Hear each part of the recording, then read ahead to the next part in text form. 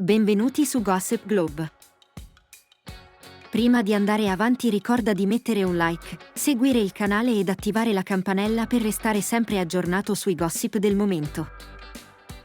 Ogni edizione dell'Isola dei Famosi si apre con una raffica di abbandoni, crisi emotive e colpi di scena che rimescolano costantemente gli equilibri del gruppo. E anche quest'anno non è stata fatta eccezione.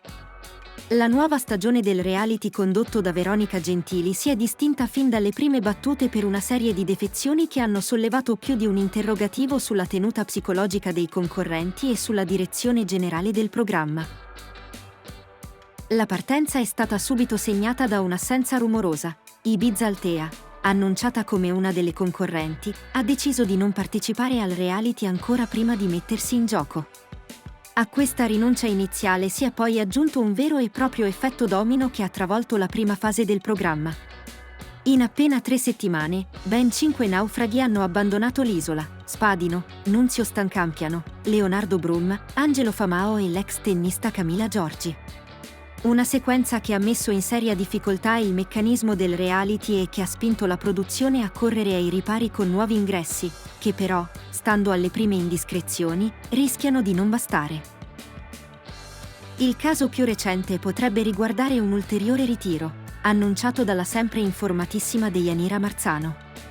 L'esperta di gossip ha parlato di un concorrente in forte crisi, al punto da voler abbandonare il gioco dopo una notte difficile, segnata da lacrime e profondo sconforto.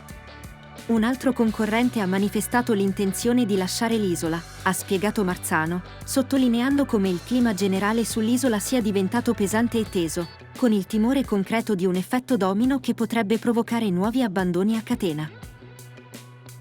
Anche Gabriele Parpiglia ha confermato la possibilità di un nuovo addio, pubblicando su Twitter un messaggio chiaro: "E vi anticipo un nuovo ritiro settimana prossima e gli ingressi, per i nomi che so io, saranno un flop totale".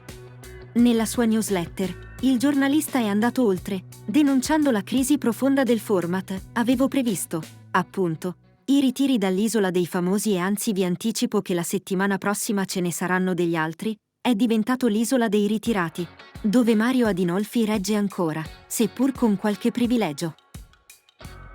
Tra i naufraghi al centro delle voci c'è Mirko Frezza. L'attore, nel corso dell'ultima puntata, ha espresso la volontà di lasciare il programma, ma è stato persuaso a restare grazie alle parole di Simona Ventura e alla conduzione ferma ma empatica di Veronica Gentili.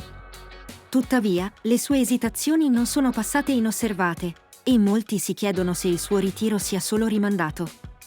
In un'edizione che sembra sfaldarsi giorno dopo giorno, l'Isola dei Famosi rischia di trasformarsi in un esperimento di resistenza psicologica più che in un'avventura televisiva.